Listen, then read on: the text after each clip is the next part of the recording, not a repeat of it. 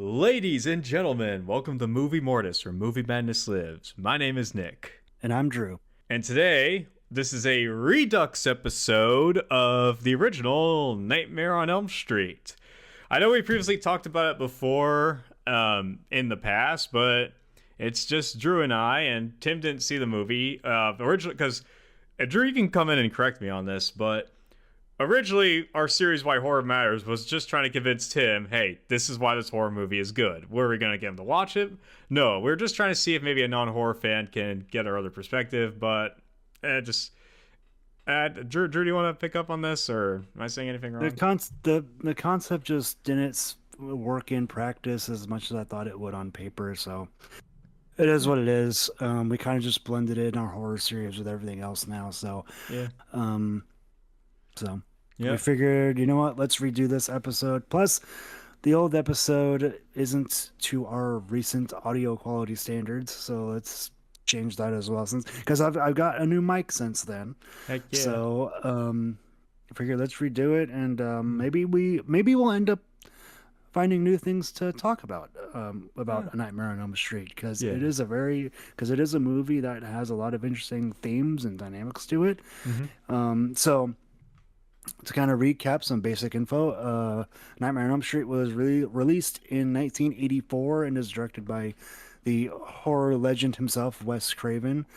Um, and it is about kids who who have to face down the dream demon known as Freddy Krueger, who is a serial killer who haunts them in their dream. I may have changed my opinion slightly about it because watching it a third time, something about watching this movie a third time just I mean, here's the thing, it's a good movie. It's a good movie. Something about the third time, something about it just felt very off the third time. I don't know if it was maybe because I started seeing it as more goofy or the soundtrack. I'm going to comment on the soundtrack right now. First of all, what do you think of the soundtrack? I think it's great. I think Charles Bernstein did a great job. I like it, but there are some moments where it may feel more like an action movie, like we're about to be, like it was the beginning of a John Wick fight before all hell broke loose. Like specifically the part where Nancy is like she encounters Freddy in the dream where she asks Glenn to stay awake and watch her, and then like she tries to like go back in her house where her stairs like melt and like holes of goo in them. Like for some reason I was like, is this supposed to be head bopping? So, but I do respect the decision to use synthesizers and piano just to make it more dreamlike. There are genuine moments where it does work very well in that favor. Yeah, because I was gonna say, because the synth sort of feel to it kind of adds to the suspense, especially in the opening scene with Tina, I think. Um, but I don't have an issue with the score. I think the score is perfect. I still So think it's a good score regardless, even if like on my third time watching, I'm just like or something like that. yeah, Um, I see what you're talking about in that regard, but I didn't get that same vibe. yeah, I mean, when I first watched it, I thought it fit very well. I'm like, ooh, this is very 80s. I mean, this in the 80s? Yeah, it's 84. 80s, 84, 1984. Anyways, so I respect the use of synths, make it sound more dreamlike. What I also noticed in my third rewatch is that this is something I missed earlier, but you know the scene when Nancy like has a nightmare in class, and she like enters like the industrial Freddy's hideout with all the industrial pipes and everything, and she like Yeah, burns the her boiler arm to room. get herself awake. I Yeah. maybe it's just a coincidence, but or just something with my TV, but you notice like there's a lot more like red marks on like her right arm, like could Hmm. signify the burn. But granted, when the burn actually shows up, it's actually more of like a red dot. But Yeah. that's just something I noticed. I that's just something I noticed.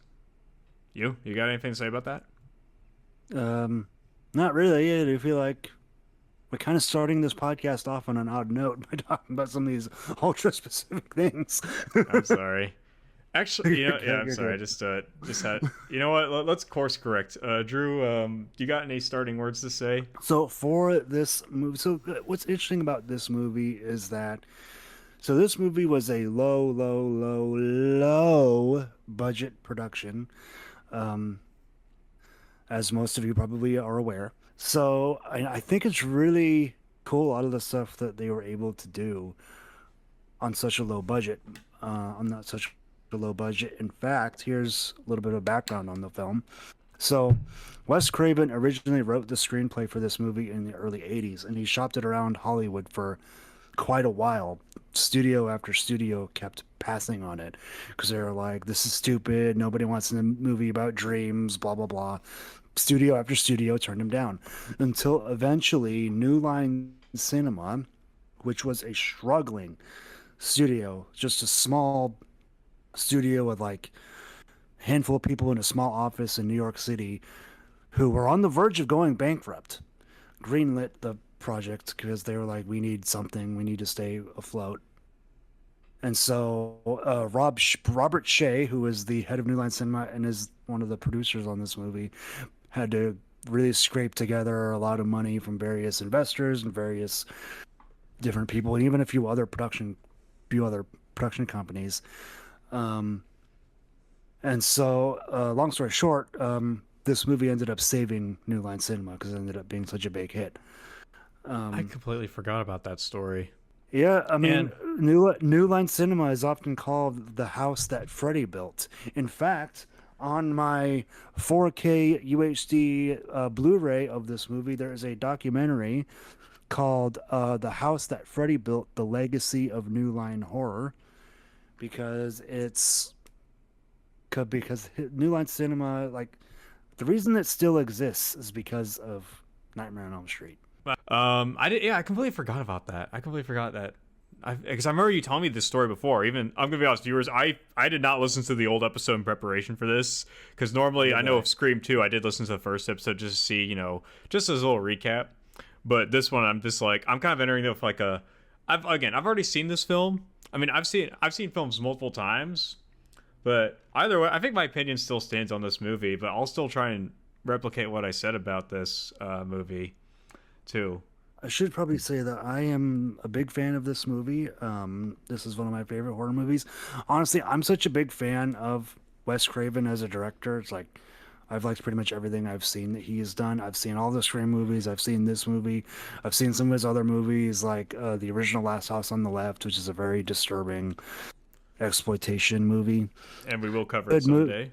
Yeah, good movie, but I probably won't want to watch that again unless it's for the podcast. Um, Don't worry. Don't worry. I'm just say I'm the same way with some movies, but not for that for the sake of them being disturbing. Oh, except one. Except one. But all anyways, right. Well, so so yeah, Nightmare on Elm Street is one of my favorite horror movies.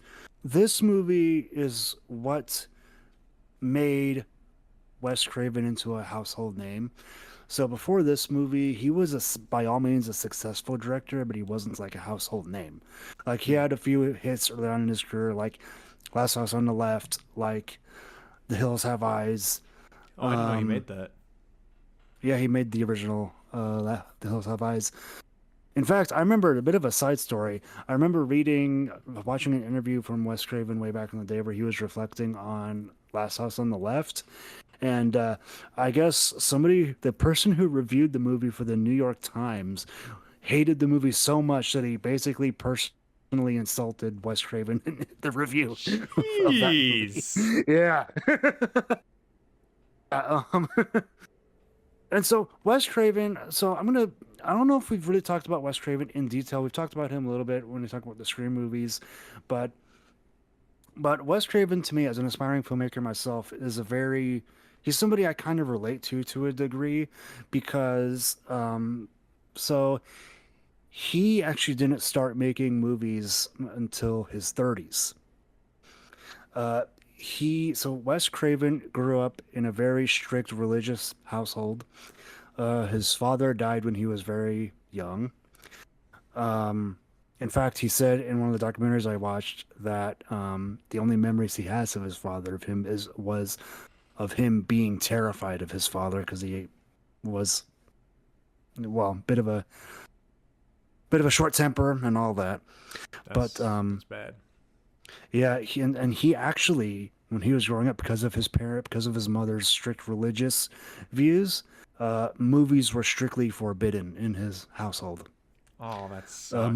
Movies were forbidden. There were a lot of things that were forbidden because they were called too sinful, in his words. Um, they were viewed as too sinful, and so he didn't even watch his first movie until he was in college.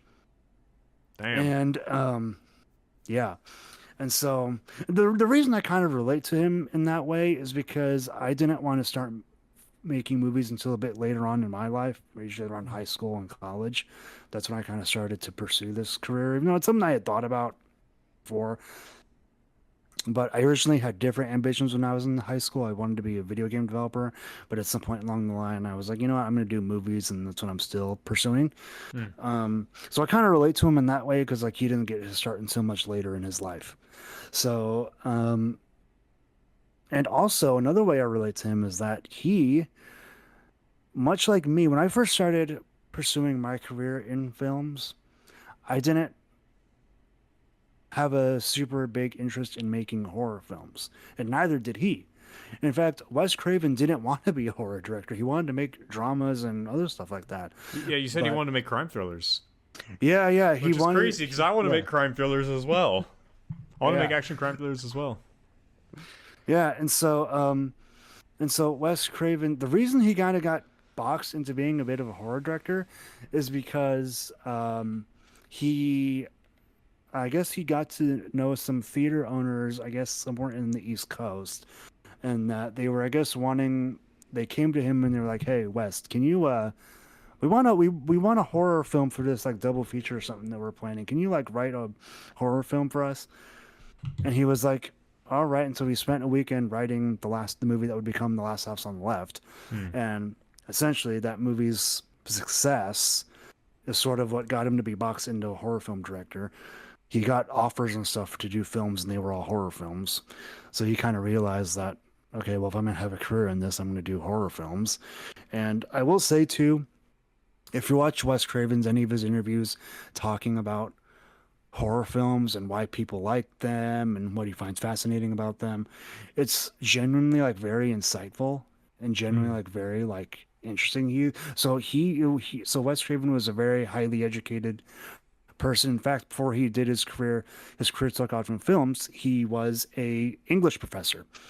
So, and so to make a very bit of a long story short, to kind of bring this back to A Nightmare on Elm Street, he was inspired to write A Nightmare on Elm Street after reading a series of stories in the Los Angeles Times about these refugees who are coming from Southeast Asia, places like Vietnam, Hmm. Cambodia, Laos, Yeah. those kind of countries, and they were having these excessive nightmares.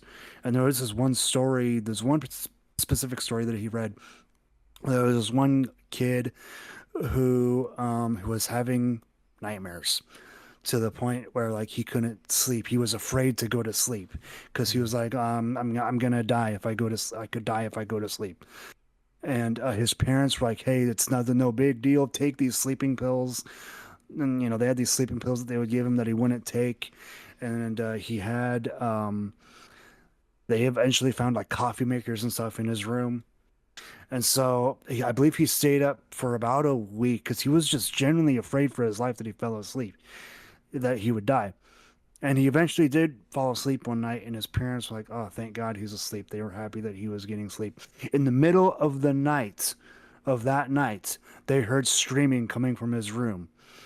And so they woke up, they went to his room, and he was dead. Good lord. Yeah, and so he basically died of a nightmare, basically. And so that story really stuck with Wes Craven, and he eventually used it as the basis for what would become A Nightmare on Elm Street. And in fact, to get a little more specific, Freddy Krueger was largely based on a kid who had bullied him when he was a kid. Wes Craven when he was a kid. Good Fred lord. Krueger was the name of a bully that would bully Wes Craven when he was a kid. Where is that So, guy now? well, given the fact that Wes Craven was a kid in the 1950s, I don't know, he might be dead now. I don't know. Could Um, be. I mean, imagine one day imagine one day he's like, "Hi, I'm Fred Krueger." Oh, you mean like the guy from Nightmare on Elm Street? What?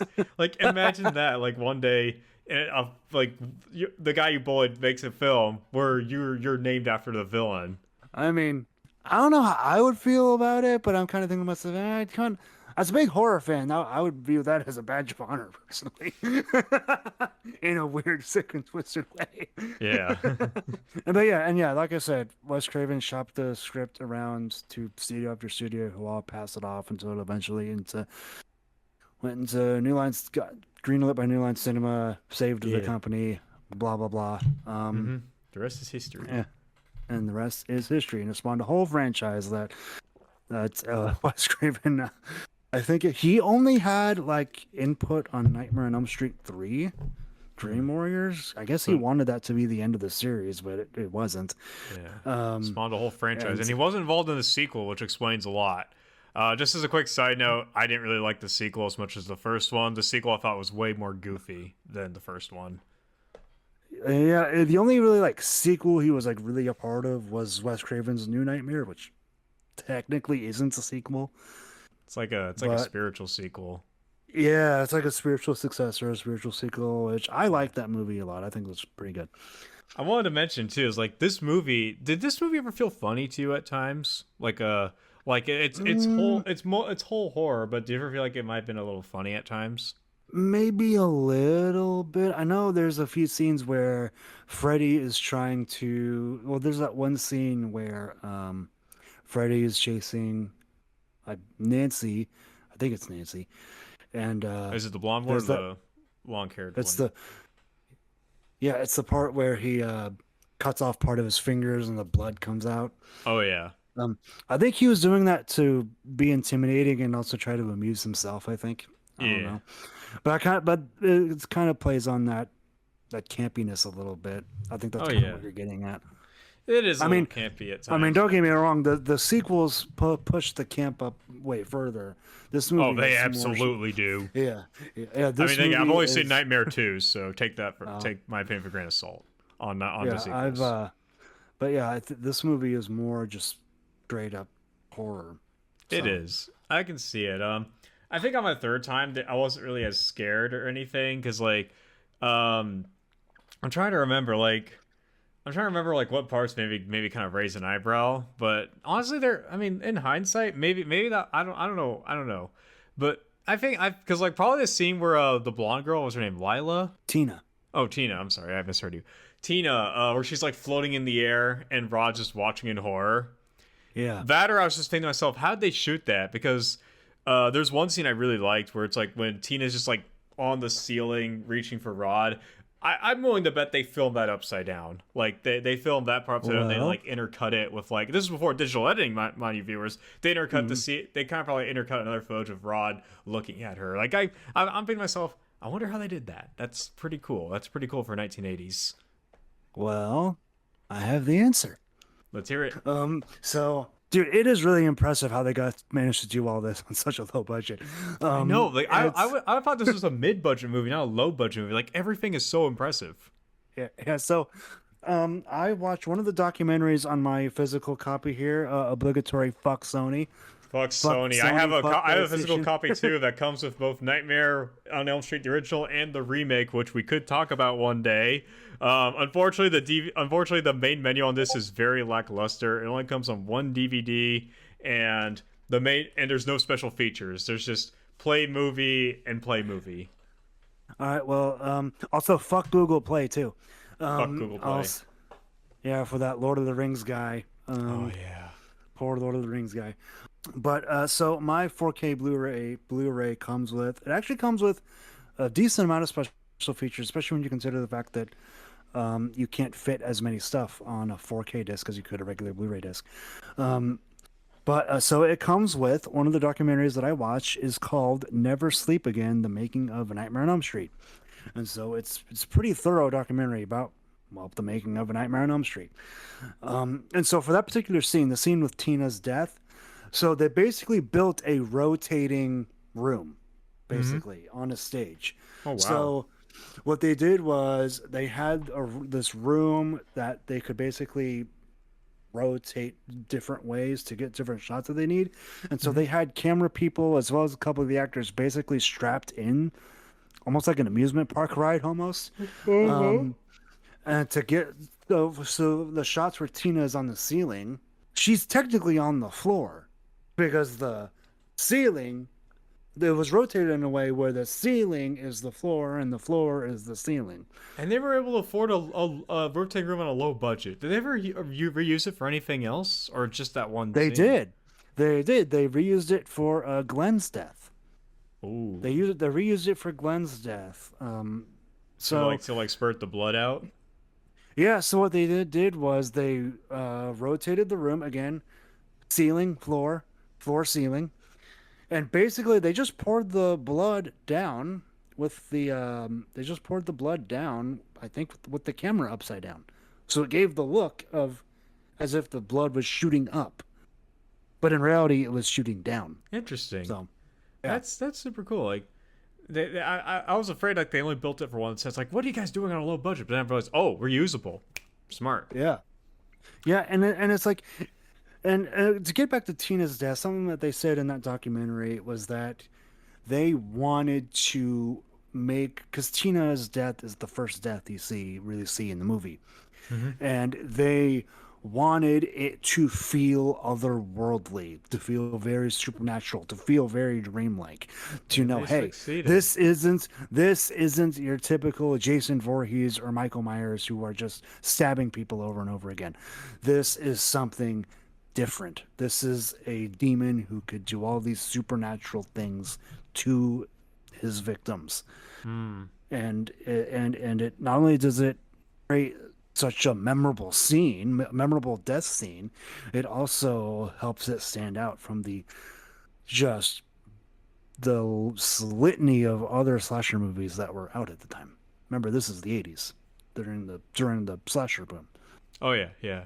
And I wanted to add on to that. Do you think Nightmare on Elm Street's more of a supernatural horror or psychological horror, since it deals with dreams, and dreams are in your head? Yeah, that's actually um, not to dodge your question, but that's something else that was talked about extensively in the documentary.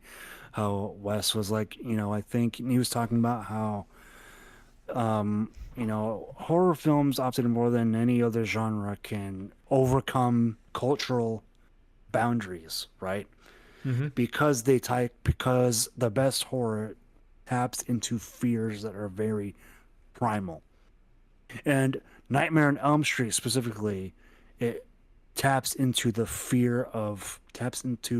something that we all experience in one way or another, that is the nightmare. Like we've Mm-hmm. all had nightmares at one point in our lives. Oh yeah. And because let's be honest, everybody has to go to sleep at night. Mm-hmm. And it taps into such a primal fear that like something bad can happen to you in your dreams. Mm-hmm. And that's why I think this movie is still effective, both from a horror level, as far as like the gore and all that sort of stuff, but also like what you were talking about, as on a psychological level, because you can see Nancy's mental deterioration throughout the course of the movie from the lack of sleep, because she literally can't sleep, otherwise she might get killed by Freddy. And it also doesn't help that her mother is gaslighting her the whole time, being like, hey, this isn't a Oh big deal. Freddy's dead, blah, blah, blah, blah, blah. Of yeah. course, it's eventually revealed later on that Marge, Nancy's mother, um, knew all about Freddy the whole time. And Yeah. she's like, oh, she's dead. Because if you remember Freddy's backstory, at least as it's presented in this movie, Mm-hmm. is like he was a child murderer who killed kids in the neighborhood and got let Yeah. go on a technicality, and the parents of the neighborhood tracked them down and killed them Oh yeah. themselves. And also I like how like his burnt skin is like a reflection of his death of being burnt. Yep, that's they wanted it to reflect his death. His death, and And also just his overall appearance, like it's just very sludge and grimy. His sweater's dirty. Everything is pretty much his glove. Like I respect that they didn't make it rusty. He wants that fresh kill.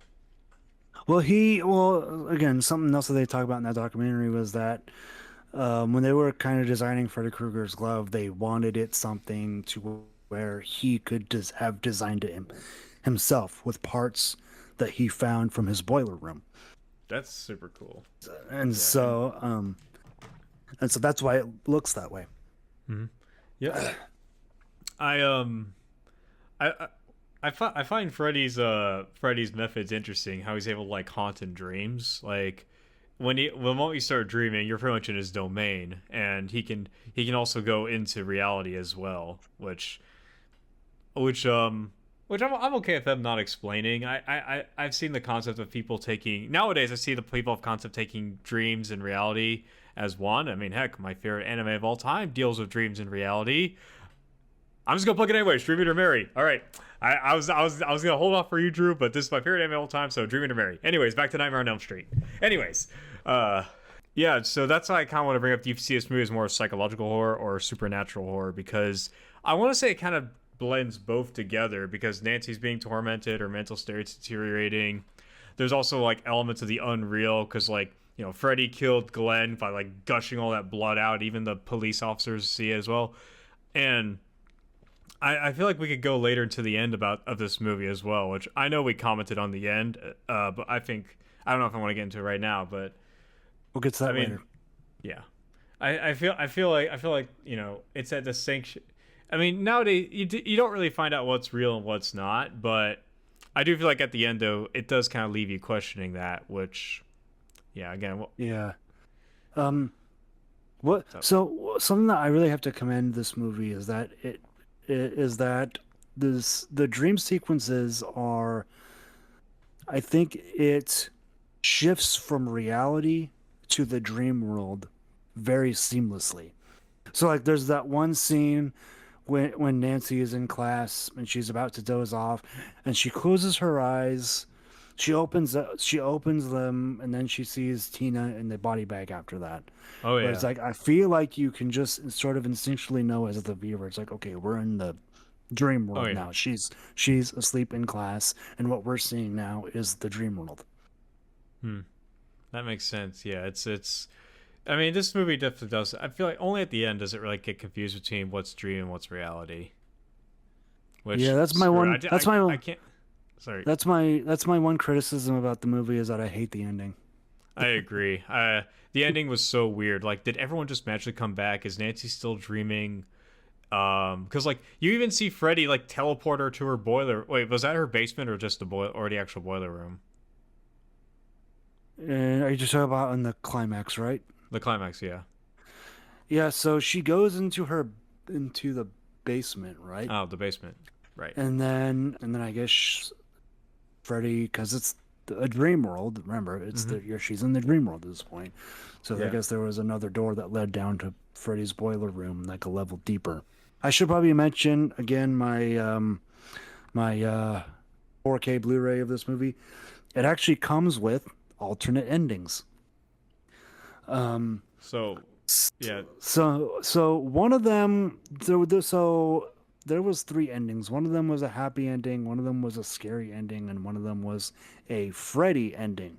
That's how the menus describes it. I only watched the happy ending. It was basically what you see in the finished film. The only real difference is that Nancy and the rest of the kids just sort of drive off, and then you see the jump rope girls with the 1 2 3 Freddy's coming for you song, and that's it.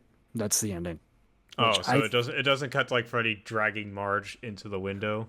nope, doesn't have super But fake the rubber convertible blow up doll also had March. like the Freddy stripes too, which is weird. Yeah, not in the ending, not the alternate ending that I watched. Hmm. Um, I feel like it could have ended better for the jump rope girls because that could have been like, "Ooh, he's still out there," or "Why are they Well, singing that?" Why are they the ending in the final film does end with the jump rope girls. It's just that after you see the Freddy car drive away. right? But also, again, there's like Marge being taken by Freddy at the very end too, before it cuts to Yeah, credits. So it's yeah. just like, Again, what something the? else in the documentary is that I guess Wes Craven and Bob Shea, the producer, I guess they really fought over the ending. So Yeah, they What had were the very other? different.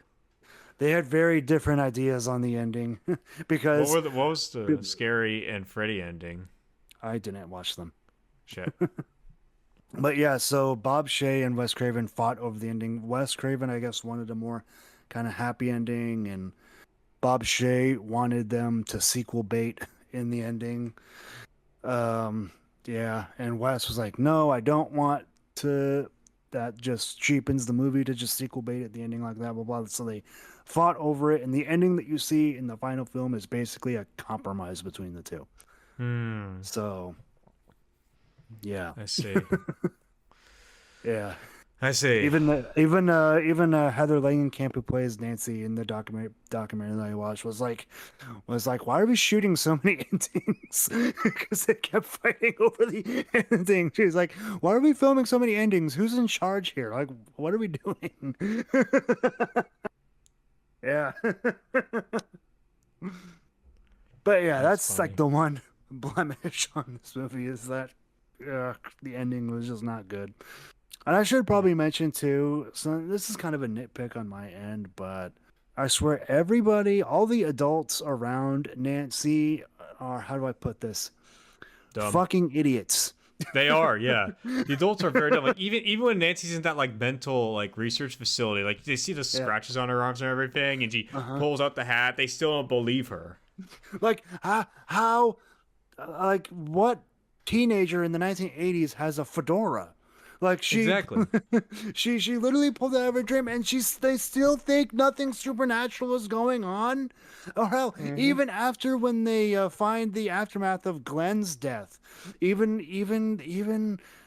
they're like, oh God, what is this? What could have done this? Nothing clicks in these useless police officers' heads that hey, maybe this girl who's complaining about dream demons might be fucking onto something. Like, I'll say Dream Demons. Is that a Dream Eater Mary reference? I kid. I kid. Hey, listen. I don't make a lot of anime references, but I'm going to for that one because it's my favorite anime ever. But anyways, continue talking, and maybe I won't it's make an like anime reference. it's like I swear to God, these. It's especially the cops, and I will say, somebody who's seen some of other Wes Craven's work, it's like I don't know what the dude had against police officers, but it seems like the police, like with the exception of Dewey in the Scream series, are portrayed this way. Like even the cops in the original Last House on the Left are kind of like these like goofy cops, and it completely Oh contradicts the Lord. tone of the rest of the movie. It's a whole thing. We'll get into it if we ever cover that movie, Good Lord. but yeah, it's and these cops in this movie are like you guys, and no, even though like Nancy's dad is the I think he's like the police chief or something. He's like, He's a lieutenant. yeah, he's the lieutenant. Even he's like one, we never see him when he's not working. That's Hmm. you know, and it's like there's something clearly like supernatural going on, even especially after Glenn's death, and they after they go get to the police gets to the house, he's on the phone with Nancy, and she's like, "Hey, Fred Krueger did this. I'm gonna pull him out of my dream. Can you be here?" Like, you still think, even though there's a river of blood coming through the ceiling, like you still. Like you still think that even the police officer telling you that in Glenn's room there's fucking nothing but blood. It's like you don't think there's supernatural going on. It's like when they find the aftermath of Glenn's death, there's no human being on the planet that has that amount of blood in their body. Like seriously. Dang. I mean, to be fair, the dad does start believing Nancy a little bit more and more, even after seeing Glenn's death thing. He only really starts to believe her after he sees Marge get pulled to the portal in the bed. Remember that? Oh yeah, yeah. Yeah. Okay, yeah. Um. That's kind of weird though. How, like, if Freddy has like, I can believe Freddy's like dream manipulation Mhm. abilities, but the reality bending, where I'm just like, what the heck? That I is guess a little I guess it weird. only makes sense when he enters somebody's dream. Like, for an example, Glenn dying, get from Nina dying, no, Tina Tina. dying, Tina dying, because he's in a dream, and freaking Rod, not the kid from The Simpsons, but Rod from Nightmare. Yeah. Basically, he's sleeping, so Freddy can kind of manipulate the space around Rod. Mm-hmm. Okay, that makes sense. His And to be domain is fair, more.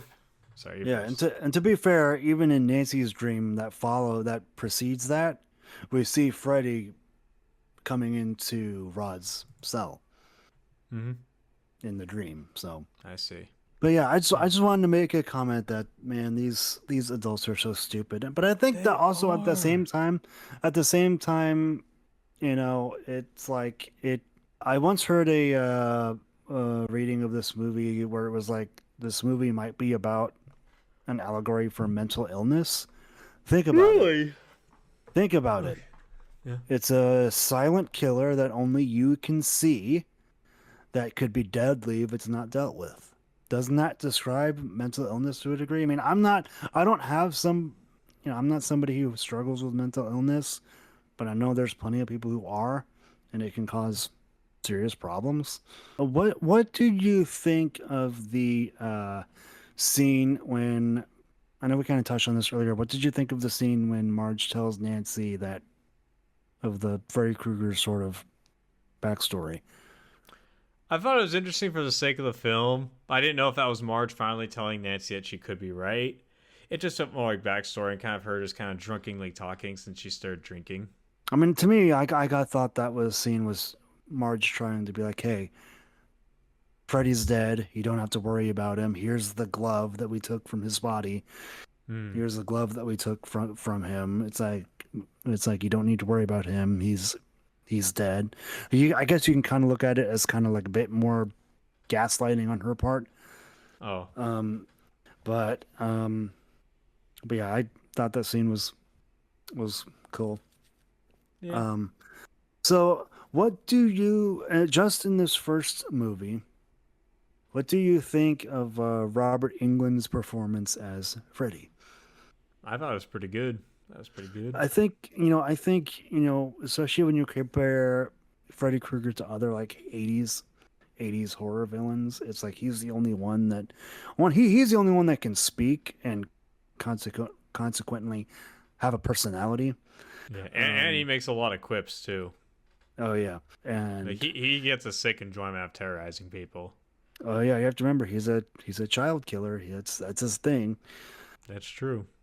Um, I will say though, again, another thing they talked about in that documentary that I watched is that when Robert Englund went into audition for the role of Freddy Krueger, Hmm. he took ashes from his cigarette ashtray in his car and basically rubbed dirt under his eyes, basically to give Yeah. him more of like a menacing look. Hmm. And I guess he took from some of the grease from his car and slicked his hair back to give him like a receding hairline. And I guess he went into the audition room and just basically stared at Wes menacingly. He's just standing there menacingly. Menacingly. Wes was like, God damn, this dude's creepy. You got the part. That's funny. But yeah, Robert England, I think, obviously they have a new Nightmare on Elm Street movie in development, as was recently announced. So they're gonna have to find someone new to play Freddy Krueger. Yeah. But but man, Robert England just totally owns that role. Oh, he does. Yeah.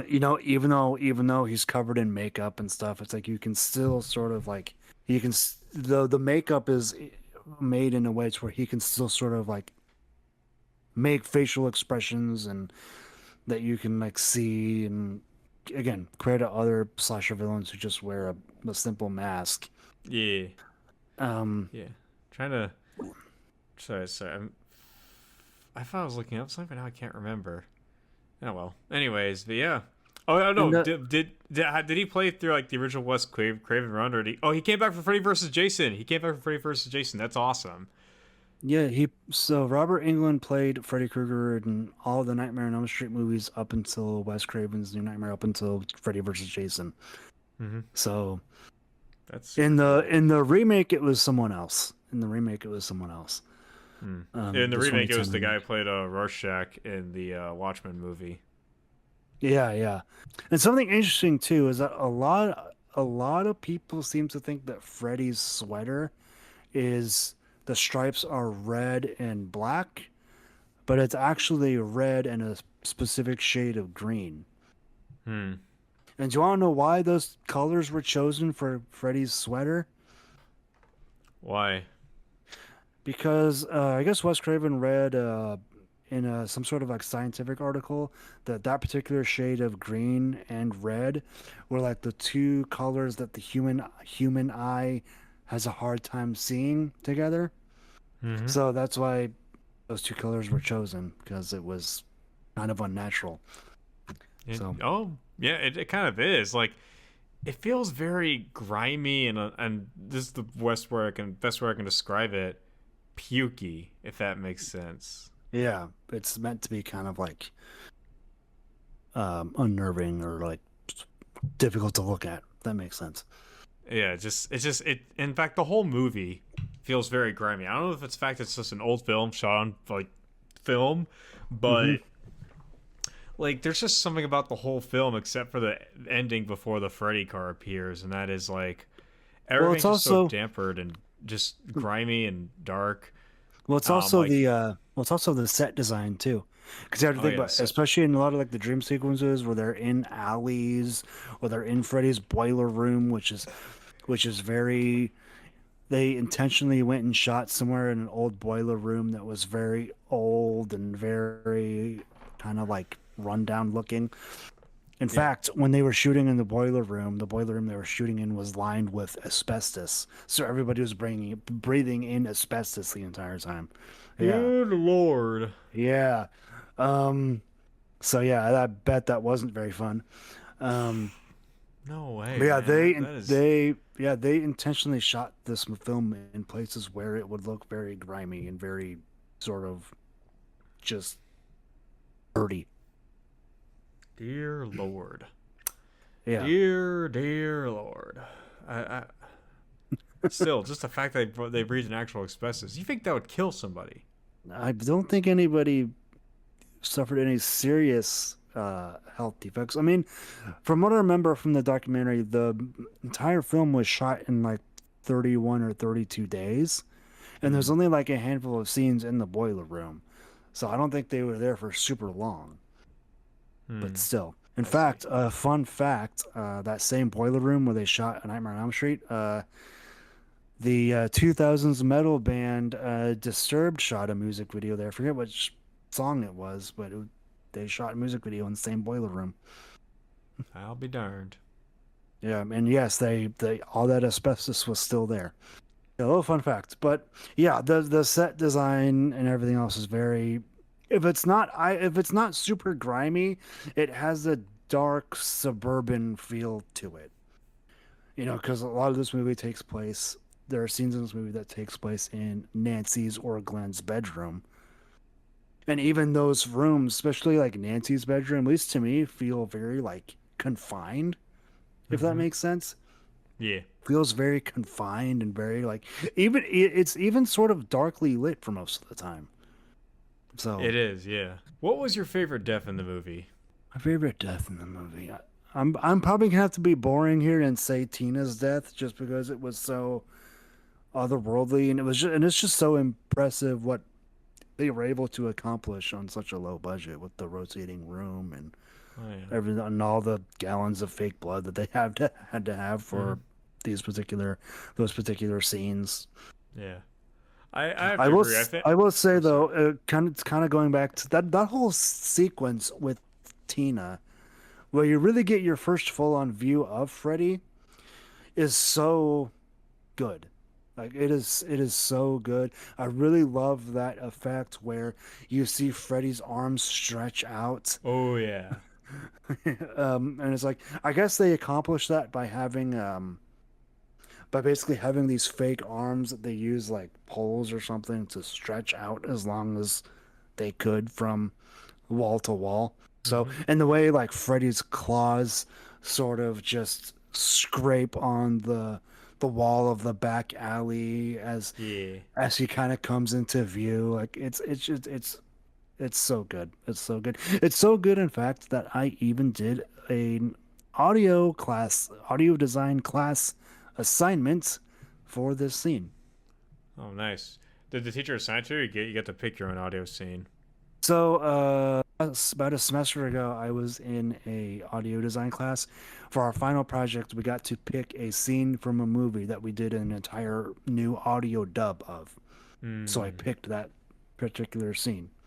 That's lucky. The only all we ever had to do was redub the Terminator Genesis trailer, and that movie was absolute garbage from what I've heard. Uh, I, which movie? Terminator Genesis. I haven't seen it, so. That's the one where they bring back Arnold, Oh yeah, I know what where movie he's you're like talking about. super old. Not. Wait, no, it's Terminator Dark Fate, not Genesis. Terminator Dark Fate. I mean, both brought back Arnold, but Terminator Dark Fate, they killed off John Connor, and then someone else was a savior. Now it's like, what the heck? Didn't make. Well, Yeah, anyways, I heard it was a trash movie. Anyways, back to a good movie known as yeah, Nightmare Nightmare on on Elm Elm Street. Street. Yeah, and even the shot of I like the that scene does such a good job at setting the mood even before Freddy appears, because it's like Oh you yeah. have that shot with the trash can lid that falls on that kind of startles Tina. The Mhm. whole sort of environment. Obviously, it takes place at night, but Yeah. even like the actual alley itself, it feels like an area that you would hate to get lost in at night. Oh Because yeah. like it seems like a bunch of shady shit goes down there, Mm-hmm. and it's just such a great way to really get your full on view of Freddy. And speaking Mm-hmm. of a little more about Freddy, I like that this movie opens with shots of him putting his glove together. Oh, I Like I think, agree. I agree. yeah, and even that shot, even down to like the aspect ratio and everything else, it looks very Yeah. like you were talking about earlier. It looks very grimy. Yep. It's very grimy and yeah. I love Although, the opening shot of two. I just love the opening where it's like not only do you see Freddy put on his glove, but you see like Tina walking alone in a strange alley before encountering Freddy and then waking up with a scratch on her dress. yeah, and it sets the mood early on that hey, this is a movie about dreams, so a lot of like Yeah. weird shit might be happening. Mm-hmm. And a lot of weird shit did indeed happen. Lots And of also, speaking of Tina, I think this is another one of those examples, much like Wes Craven's other most famous film, Scream, this is an example of the trope known as the false protagonist. Because you see Tina early on at the beginning of the movie, and right. you probably think, oh, she must be the main character, but she's not. She Hmm. dies like 20 minutes into the movie. So, Is she on the poster? she's not, but according to Amanda Weiss, her actor, that was basically the pitch to her when they gave her the role. Was like, yeah, you're gonna be Hmm. the false protagonist. Yeah, false protagonist is a very, very interesting trope. Yeah.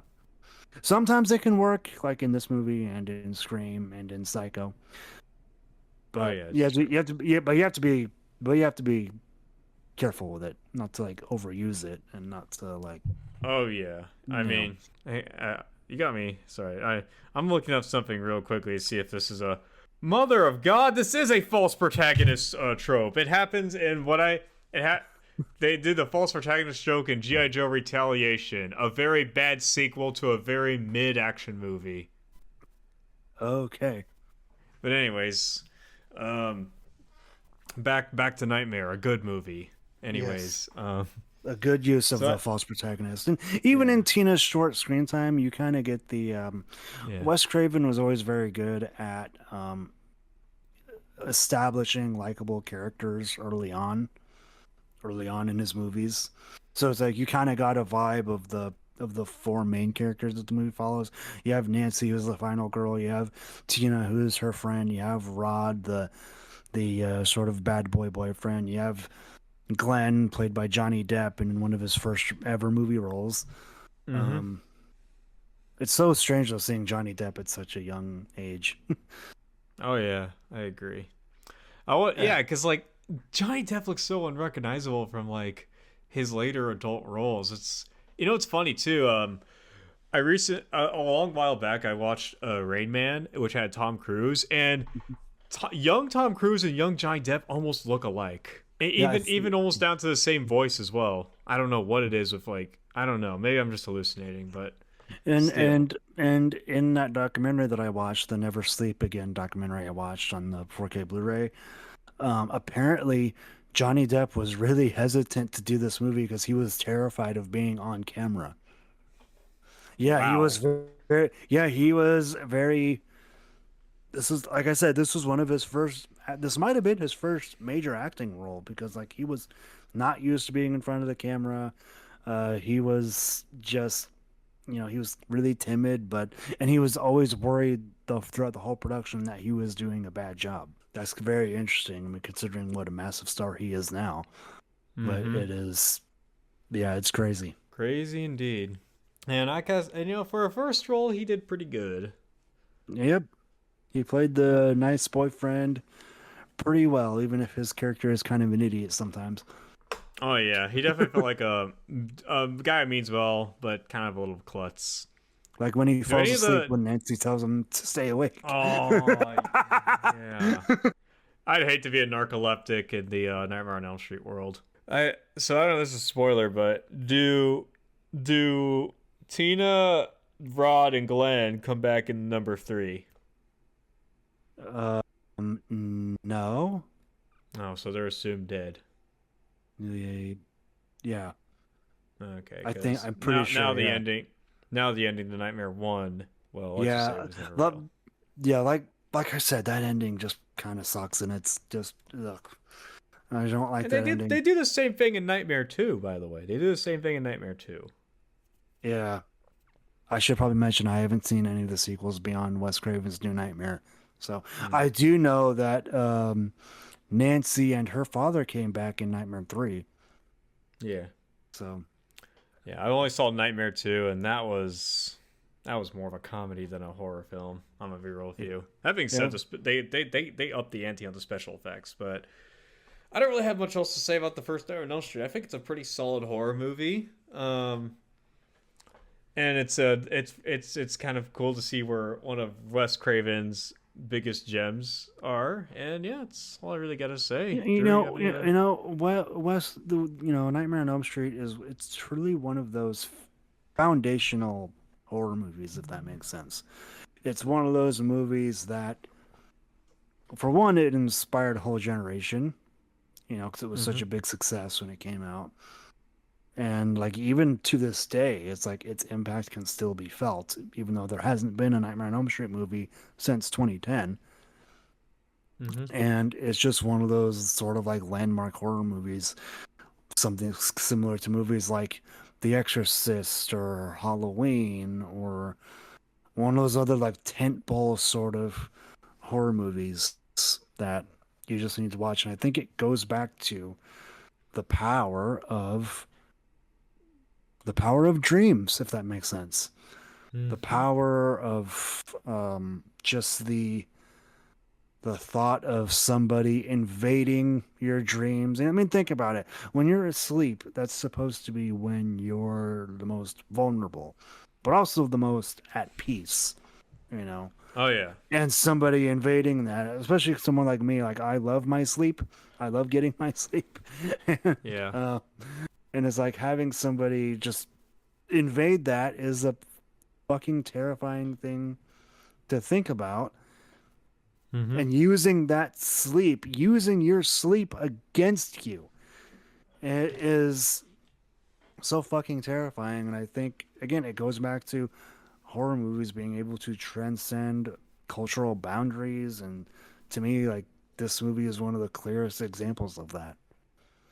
I see. I And see. it's just such a good movie. And once you're done watching this movie, you should go listen to the song "The American Nightmare" by Ice Nine Kills because it's a great song. Yes, it is indeed a great song. I don't know if I'll be using. I mean, sorry, I spoke too much. I spoke too much.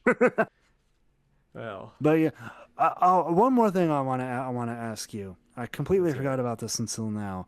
What did you Mm. th what impact do you think the jump rope girls and their song had on the movie and Freddy's That Freddy presence? Krueger's.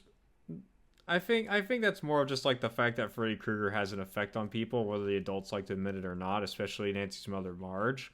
Like that Freddy's out there. He'll get you when you least expect it. And yeah, that's all. That's Yeah, how I think. It's basically just like oh, he's out there kind of yeah, thing, you know? it kind of establishes him as to me, it establishes him a bit as a bit of like a local legend in the town of Springwood, where this movie takes place. And it Mm. always, like, you feel his presence throughout the entire movie, even when he's not on screen. And I think that a Oh yeah, large part of that has to do with the Jump Rope Girls and their number one hit song, "One, Two, Three, Freddy's Coming for You." Freddy's Lullaby. Yep. Yep. Order now and get in a bonus of freaking freaking the soundtrack to A House of a Thousand Corpses. I know there's a musical number in that movie. Yeah. Anyway, So yeah, anyways. if there's one Nightmare on Elm Street movie you should watch, it's obviously the first one. And Mm-hmm. to me, it's like it rightfully deserves its place among not only some one of Wes Craven's best movies. It's Mm-hmm. it's just one of those horror movies, one of the best horror movies of all time. And honestly, I kind of touched on this earlier when I was talking about Wes Craven. Think about it. Wes Craven basically reinvented horror twice, arguably three times if you count The Hills Have Eyes. Okay, how? Well, he made a Nightmare on Elm Street, one Okay, of but the what are most the other very two times?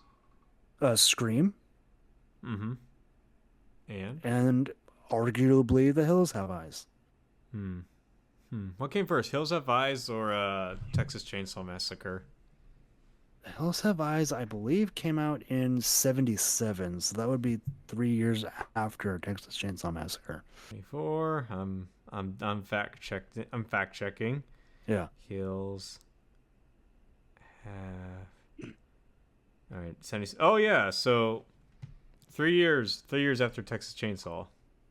that's why I said arguably, and not Okay. for sure. I mean, I can see him reinventing Horror of Nightmare and Scream. Not sure. But yeah, Not. But some Hills people Have Eyes. do. Some people Sorry, you do. first. I have heard some people do include The Hills Have Eyes in that. I'm not sure whether I agree. I haven't seen Hills Have Eyes yet, but Hmm. it's one of those movies I still need to watch. Um, Yep.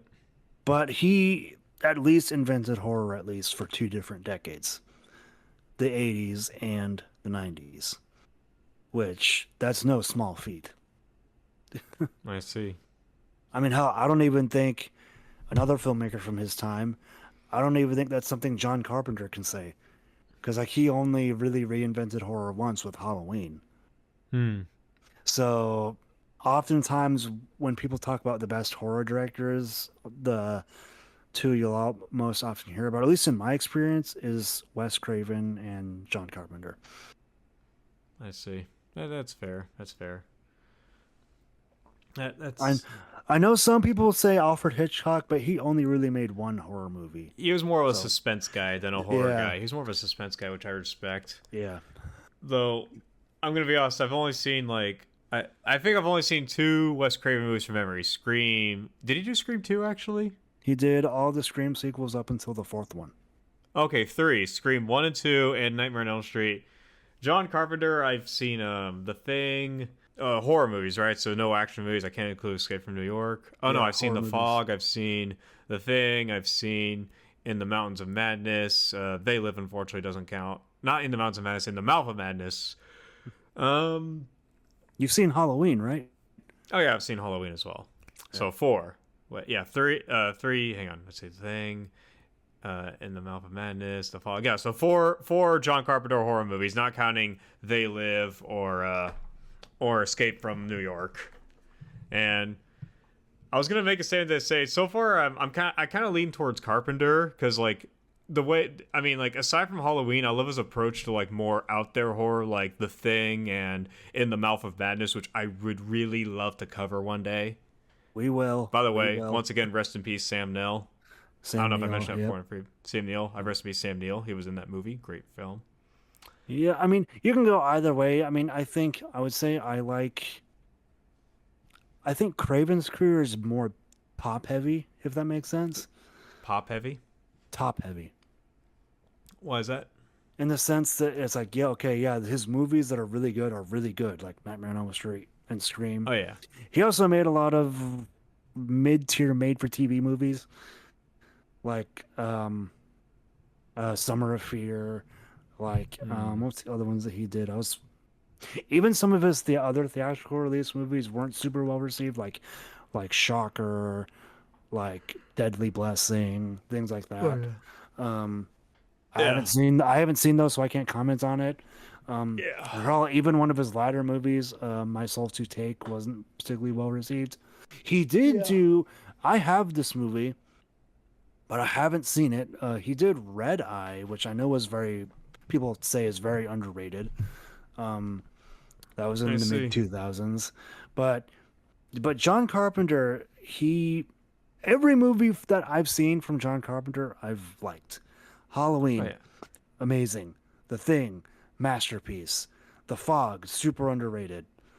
Like Hmm. like both John Carpenter and Wes Craven to me are like both of them are like the horror goats if you ask me. Oh yeah, I can see that. And by the way, viewers, I'm not dissing Wes Craven. I respect Wes Craven. I think I cannot deny his influence. He's made some good stuff I've seen. He's made some Yeah. good stuff. And So and again, don't think I'm trying to say one director is better than the other. But yeah. from what I've seen though, I do think, and in my opinion, I maybe it's because of recency bias, especially after In the Mouth of Madness. But I kind of lean more on the Carpenter side of things. Although one movie I cannot wait to watch, and it's considered one of Wes Craven's most underrated movies, is a steelbook I just got, The People Under the Stairs from 1991. I cannot wait to Ooh, watch this movie. nice.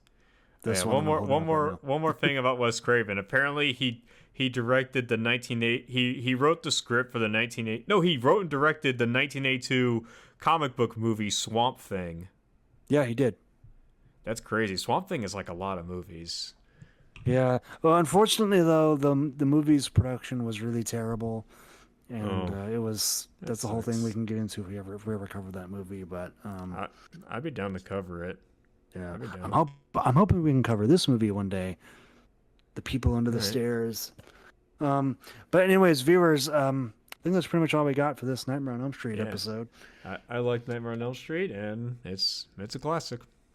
It is a tentpole horror movie for a reason, Hmm. and just make sure, viewers, sweet dreams, viewers, sweet dreams. Do you want me to stop recording right there? If you have something to say, you can say it. Just a normal outro. Don't forget to like, comment, subscribe. Follow us on Spotify, Apple Music, iHeartRadio, and Amazon Music as well. And subscribe to Movie Mortis for more movie madness. Sweet dreams.